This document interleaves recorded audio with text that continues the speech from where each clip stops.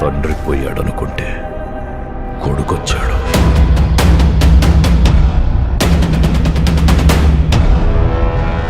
నేను వైఎస్ రాజశేఖర్ రెడ్డి కొడుకుని.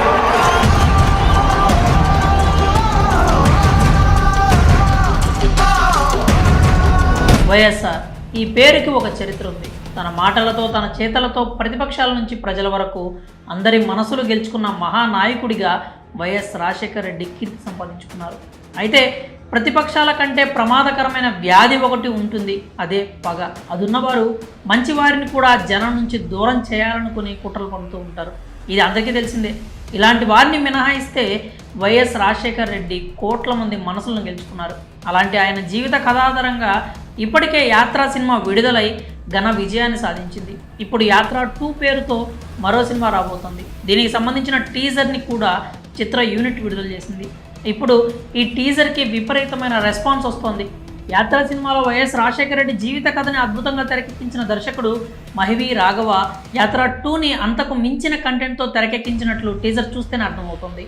వైఎస్ఆర్ మరణం తర్వాత చోటు చేసుకున్న సంఘటనలు, ప్రజా సంకల్ప యాత్ర, 2019 ఎన్నికల్లో సంచలన విజయం వంటి ఎలిమెంట్స్తో చిత్రాన్ని తెరకెక్కించారు. అయితే యాత్ర 2 టీజర్ సరిగ్గా గమనిస్తే 1 నిమిషం 40 సెకండ్ల దగ్గర ఒక చిన్న పాకెట్ డైరీ ఉంటుంది. అందులో ఆరోగ్యశ్రీ బీమా ఇవ్వాలి, కేంద్ర నిధులు రావాలి అని రాసుకుంటుంది. ఇది చూసినప్పుడు ఒక్కసారిగా కళ్ళు చెమ్మగిలుతాయి. డైరీ చాలామంది రాసుకుంటారు. అందులో తాము చేసే పనులు తప్ప వేరే ఏమీ ఉండవు. కొంతమంది గోల్స్ రాసుకుంటారు. అవి కూడా కారు కొనాలనో, ఇల్లు కొనాలనో ఇలాంటివి ఉంటాయి. కానీ ప్రజలకు మేలు చేయాలని ఎవ్వరూ రాసుకోరు. ఒకవేళ ఉంటే ఉండొచ్చు కాక, కానీ రాజకీయాల్లో అలాంటి మంచి మనుషులు ఉన్నారంటే మహనీయులని అర్థం.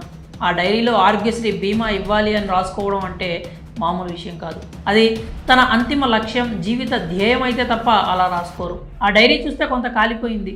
ఎవరో కాల్చితే కాలినట్టు లేక ప్రమాదం వల్ల కాలిపోయినట్లు కనిపిస్తోంది. వైఎస్ఆర్ హెలికాప్టర్ ప్రమాదంలో మరణించారు. ఆ సమయంలో ఏమైనా డైరీ దొరికిందా అనేది సస్పెన్స్గా ఉంది. ఒకవేళ ప్రమాదం సమయంలో ఆయన పాకెట్లో ఆ డైరీ కనుక ఉన్నట్టు సినిమాలో చూపిస్తే కనుక సీన్ నెక్స్ట్ లెవెల్ ఉంటుంది.